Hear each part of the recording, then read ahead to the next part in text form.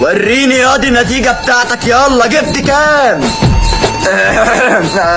ابويا انا جبت 35 في الفيزياء.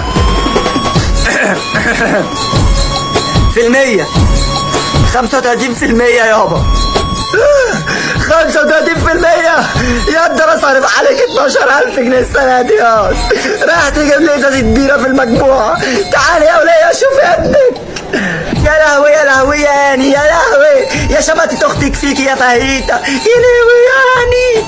انا هكلم خالتك اعرف ابنها جاب كام.